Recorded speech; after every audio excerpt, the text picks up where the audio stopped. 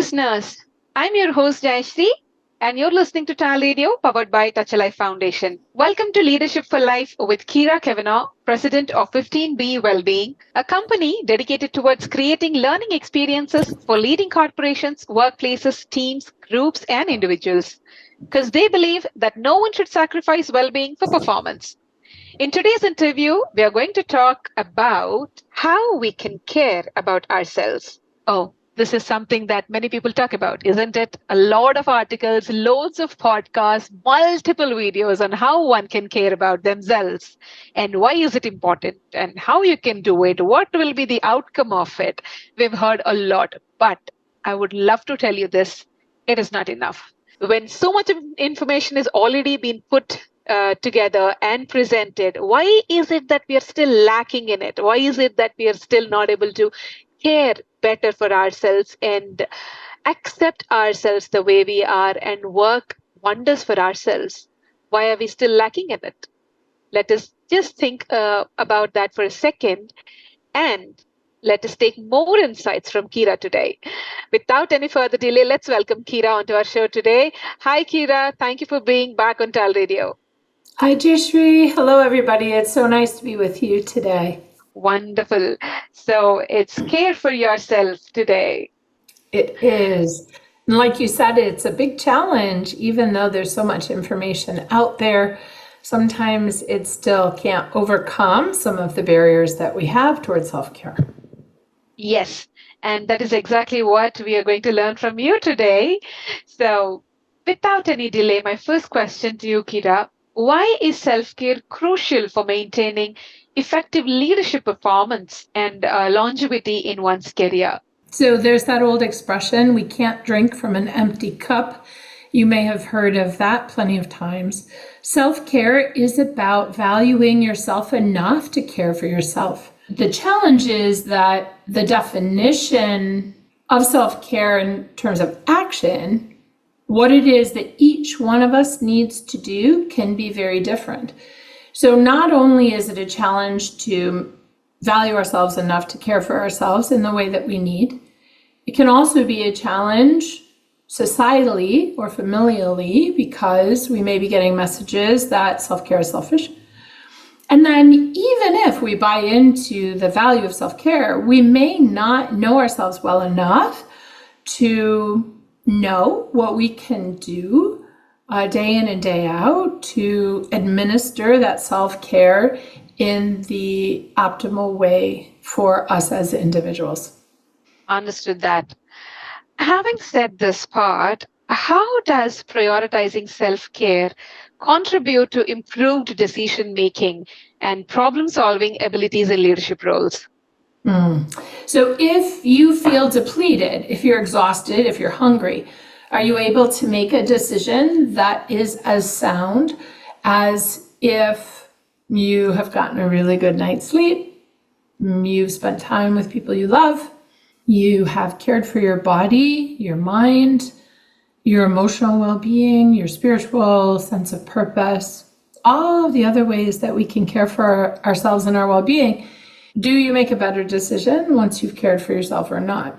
So as leaders of our own life, it's critical that we understand the value of caring for ourselves as being foundational.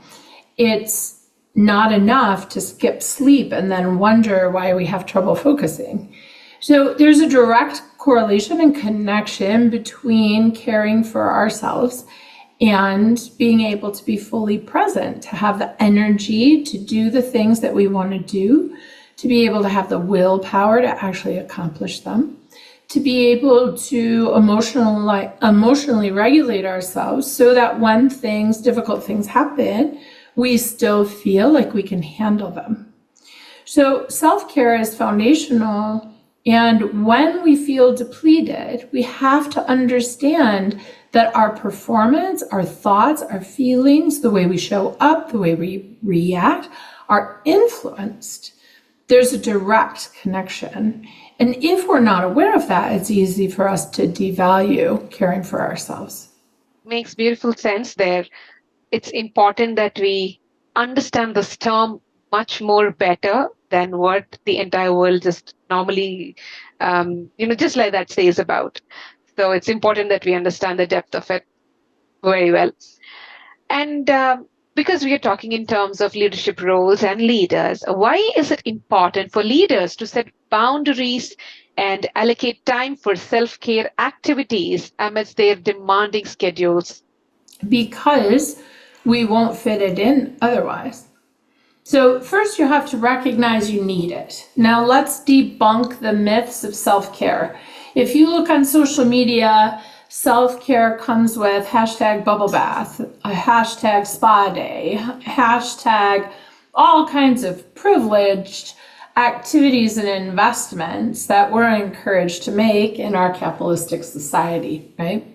So first of all, we need to prioritize it, because if self-care is about getting a bubble bath, then that can feel frivolous, it can feel unnecessary. And even if we make time for a bubble bath, I love baths, but even if we make time for it, but we're on our phone, or we're thinking about work, or we're worrying about a relationship, whatever relaxation time in that bath that felt like an investment in yourself isn't going to feel like a payoff, because we weren't fully present and we weren't taking that opportunity to really relax and invest in caring for ourselves. So just like with multitasking, if we're half thinking about two different things at once, we're not present for either one.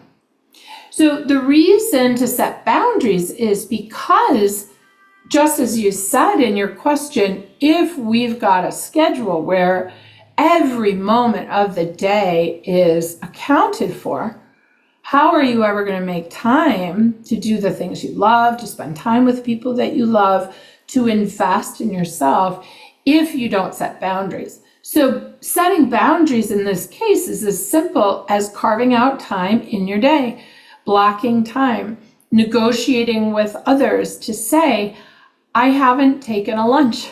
I need to go take lunch. It's to recognize, like for me this morning, waking up and feeling depleted when I started my day. How's that going to go? Well, just stepping outside into the sun for 5 minutes helped me feel more energized. The other thing about setting boundaries is that this is a daily exercise, self-care. It's important that we separate vacations, holidays, religious observances, other sort of structural ways that we take a break from work.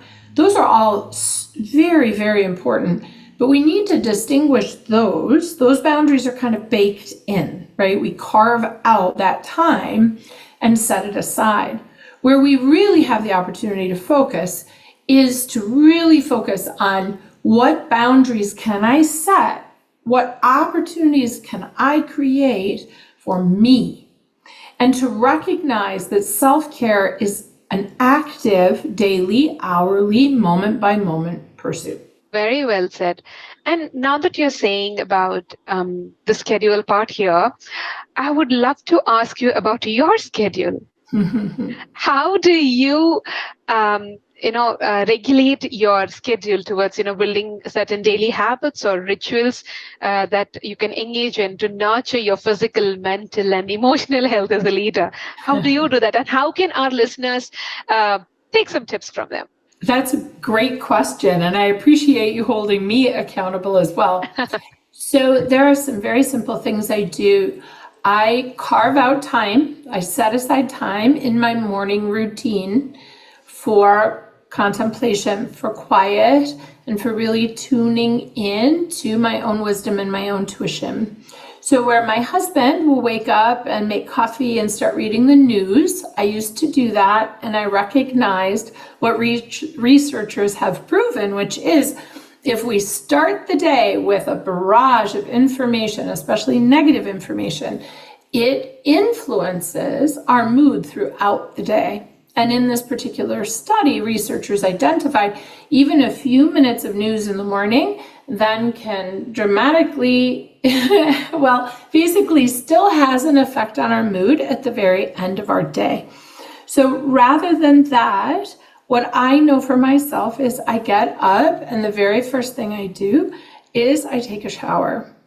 Now, we may not think of bathing as self-care, but bathing is a critical foundational opportunity for self-care. And when many of us are working remotely, it's easy to skip the shower. It's easy to skip brushing the teeth. It's easy to forget to wash our face. We get up and we get our coffee or our tea and we sit down and we start working, or we get into our mode of transportation and we get to work and we haven't even breathed. So what I do is after I've cared for my body, then I go and I sit down. And I have these little chimes I listen to and I sit. And the very first thing I do is I scan my body. I ask my brain, what am I thinking today? Are my thoughts more negative or positive? Is my brain quiet or maybe sleepy? Or is it very busy? It's already thinking about what needs to be done. Then I scan my heart and I just check in on my emotional self. How am I feeling today? Are my feelings more positive than negative? Am I feeling very dull and disconnected? Am I feeling very activated and excited? And I really just listen, not analyzing, not judging, just tuning in. And then I feel the sensations in my body. Does my body feel sleepy? Maybe I slept on my shoulder wrong and there's pain there. So I just do a body scan and I notice the state of my energy, thoughts, feelings, and sensations. From there, then I relax the scanning. And I just drop into my belly. I drop my breath into my belly and I just breathe. And I really just start to let go and start to imagine myself as energy, as a sun or a galaxy, or maybe I'll hear a bird singing and I just let myself become that bird song. So I let myself relax. And then I wait, I ask, what should I know today? I tune into my intuition. What should I know today? Now, you may have some spiritual or religious beliefs, and this is a beautiful opportunity. I know many, many people who at this moment may come into prayer. They may chant a mantra. They may create a ritual, saying affirmations or doing a Holy Scripture study. Whatever feels right in that moment for you. For me, I just tune in and I ask, what should I know today? And then I wait. So I start my whole day with this peace, the sense of calm, and reminding myself that I know what's best for me today. Now, once I've done that sitting, sometimes I'll do a little journaling if something's come up that I want to reinforce or remember.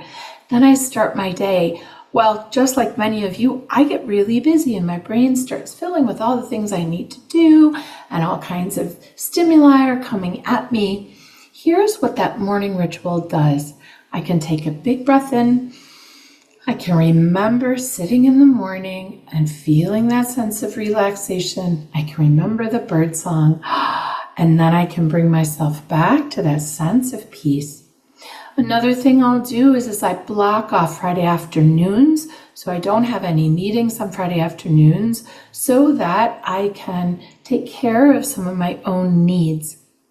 That may be going out into nature. It might be spending time with a friend or a loved one. It may be taking care of some of my household business.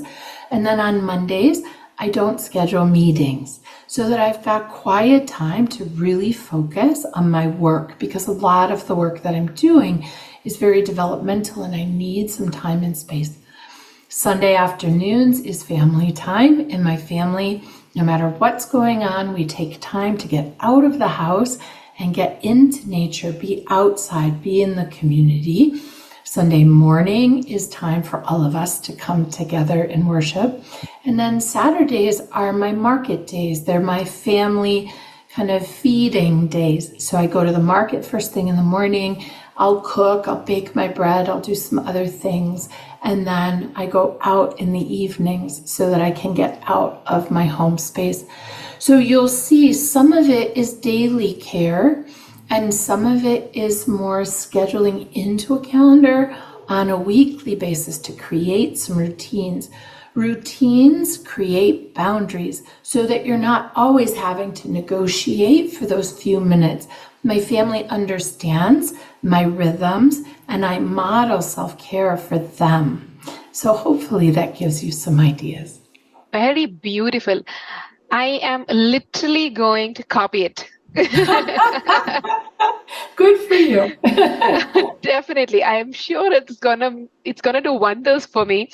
The reason I asked you to explain about your schedule is because every day, like, life is different for every single person.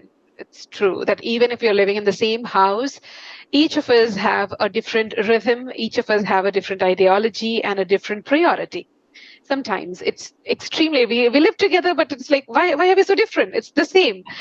And for me to ask you about this routine was so important because I wanted to hold an example of how you can design it on a daily basis and, as you said, on a schedule basis, which gives you a lot of insight on how you can tailor it for your personal needs and for your ideologies. So for me, I believe whatever you said resonated really well, connected extremely well, because you being a working woman saying all of that and me being the same and trying to connect to that, it made much more sense to me. So thank you so much on emphasizing with Oh, that. of course. And now, thank you. With this understanding, I'd like to ask you on practices of self-compassion. How can practicing self-compassion enhance a leader's ability to handle stress and pressure while maintaining emotional resilience? This is the key to leadership. Emotional True. resilience, emotional regulation, emotional well-being is key. There are generations of leaders, especially in the workplace, that have been trained to believe that our mind, the way we think, how smart we are, how quickly and well we're able to solve problems is the key to being a good leader. And I challenge that at its base sort of presumption of what's important. Compassion is critical. And how do we give compassion and empathy to others? What is compassion? It's my deep desire for you not to suffer. Now, if I am not at all in touch with my own emotional well-being, if I don't practice kindness to myself, if I don't practice equanimity, that is the ability to be non-reactive to the positive and negative things in life, but just to sit in that tension without action. If I don't practice that in my own life, can you imagine how I'm going to show up to friends, family, however you define yourself as a leader? I'm going to be a hot mess. Whatever emotional discomfort is going on in me, whatever discomfort I'm feeling in my body, like a child, I'm going to react. I'm going to act out. And then I'm not being a leader. Now I'm just wallowing in the difficulty of being a human being.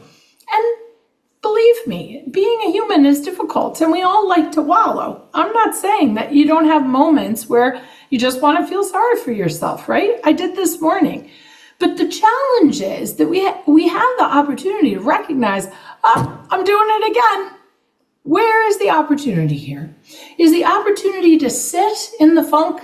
Is the opportunity to sit in those base level emotions of anger and betrayal and frustration and sadness and blame and shame and guilt and all that stuff? Nobody wants to live that way. So we have the opportunity as leaders to recognize when we're going there. We all go there. Like I said, I went there this morning. I was feeling sorry for myself. I even had a little cry. And then the opportunity is to switch, to observe that's how I'm feeling and to say, wait a second, I have a choice. And so I sat there, I put my arms around myself and I just rocked and I self-soothed and I just talked to myself and I just said, you know what? It's okay. It's okay. It's okay. It's okay that you're feeling sorry for yourself, right? Acknowledge it. So often we feel something and then we feel some sense of guilt or shame or wrongness about whatever that emotion is. And now we're just reacting to trying not to feel the thing that we're actually feeling. So instead, leadership is about recognizing, oh my goodness, I'm feeling sorry for myself today. I'm going to give myself a hug. And I'm just going to, in whatever way you like to self-soothe, breathe in and just be. Just be okay with yourself for a moment. Feel into where you're feeling that feeling in your body. Talk to yourself. I put my hands on my heart and my heart felt so heavy. So then I recognize the opportunity and I offered myself compassion. I'm sorry that it's hard for you this morning. I'm still rocking while I'm talking to you now. I'm sorry it's hard.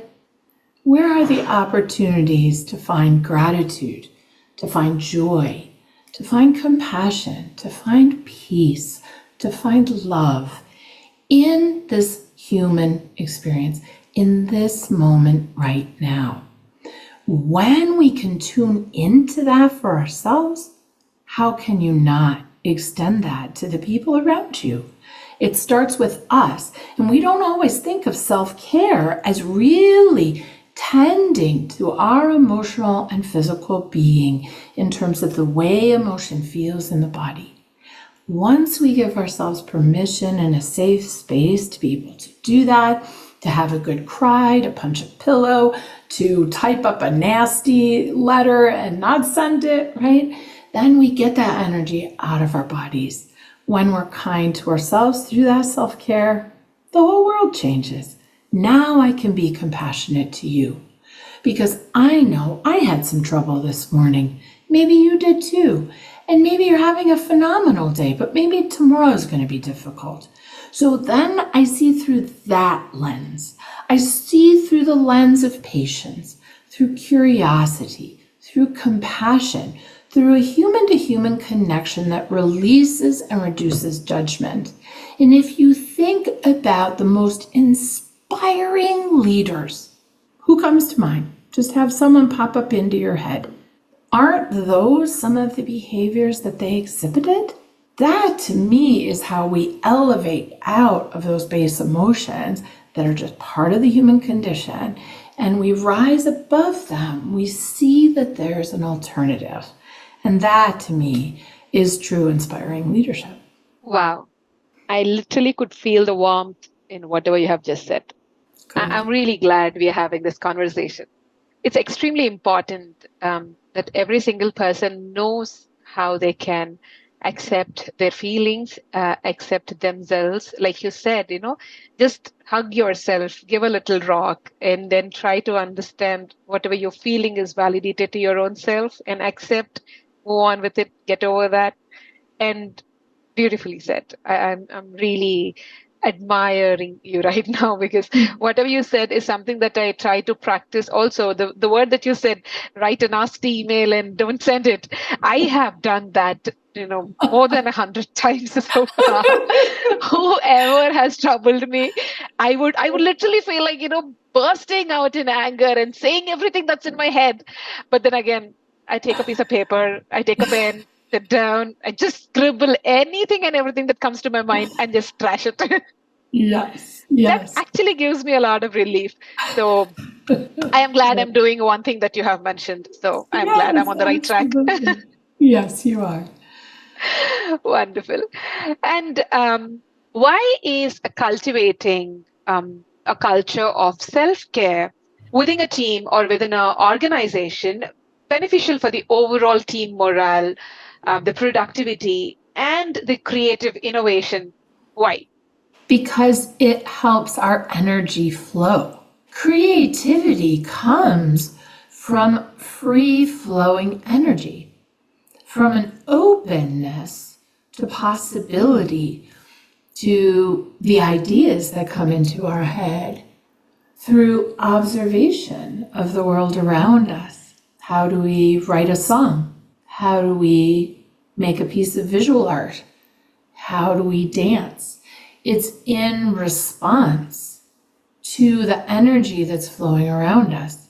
So self-care, especially with the release of the negative energy through, pounding on a pillow or writing a nasty email and not sending it, or yelling loudly just, to yourself on a mountaintop or a rooftop or in the corner of a room or whatever, right? Learning to release that without needing to have a victim helps that energy get unstuck from us so that it flows. So creativity happens because we're open, because we've released some of that. So how do we get that energy to flow? By moving our bodies, by doing art, by getting lost in a hobby, by spending time with people we adore. That's when the energy is flowing. It's expressing, you're releasing. And when we do that, then we're also more open to receiving. So whether we're in a team at work, or whether we're in a family setting or friends or working with our community, when we see and understand it's this flow of energy, not just out of me and into me, but out of you and into you, and out of you and into me, and out of me and into you. And now all this energy is flowing among and between us. Now we can work collectively. We create this beautiful collaborative fill in the blank awesomeness of our energy to create and make something so much bigger than ourselves. But this for many leaders is counterintuitive because, again, of the way that so many leaders in the workplace have been trained and have learned to work. And that is to narrow our focus, to focus only on the task at hand, and to do that task as efficiently as possible, right? This has been the prevailing mindset of management for over 100 years. So it's hard to break that. It's hard to expand our imagination, expand our lived experience, to understand that actually when we pull back from the efficiency motive, the task motive, the I'll do this part, you do that part, and we'll work in parallel form of management, that we're actually limiting that flow. Of course we can achieve that way. It's not an either or. But if you've always managed or led in that way, I'll give you another example. As a mother, I was all about efficiency. Put your shoes away, go brush your teeth, come down for dinner. Why are you late? Let's go, let's go, let's go. So I created a family and a culture in the family as a leader, co-leader with my husband, of efficiency, of task focus. And as I've aged and my children have aged, I think often about, well, what if we had been a different kind of family? What if we had been a family that really focused on fun first, efficiency second, or really listening to each other first and doing our tasks and having to come up with answers ourselves second, if at all. So hopefully that helps you get a sense of, depending on the frame that we've come up with, depending on what we value most, which is often, like your question asks, about performance, which begs efficiency, which begs focus, which begs individualism, which begs, sort of constricted energy. What if your view is much more open to see that when I listen to you, when we create a safe environment where everybody's voice matters, and we all come from different places, as you suggested earlier, now what can happen is limitless. And that's when the fun begins. But it means as leaders, we've got to be willing to step out of thinking that our leadership requires command and control, power, and ultimate sort of strategizing of what the entire group needs to do. Instead, we open ourselves up to see all the possibilities. And management science for decades has shown that when we do that, we're actually more productive than the sort of old industrial command and control way of thinking and managing. Beautiful. An entire community together is something that can create much more collective, positive energy. And it's about being a tribe together. That's it. So thank you so much, Kyra, for your valuable experience and valuable expertise, insights for our listeners. Thank you so much for your time and energy today as well. It was great talking to you. So nice to talk with you. I challenge everyone who's listening today to think about, just for a moment, feel in, as we wrap up, to one thing that you would love to do to care for yourself. And it can be a little thing or it can be a really big thing. But I hope today you'll leave inspired with an action that you can take to improve your self-care. Absolutely. I am taking that with me, and I hope all our listeners are definitely doing it. So that was Kyra Cavanaugh for all of you today, and you're listening to TALRadio, powered by Touch a Life Foundation. This is your host, Jayasree, signing off for today. Stay tuned and keep learning.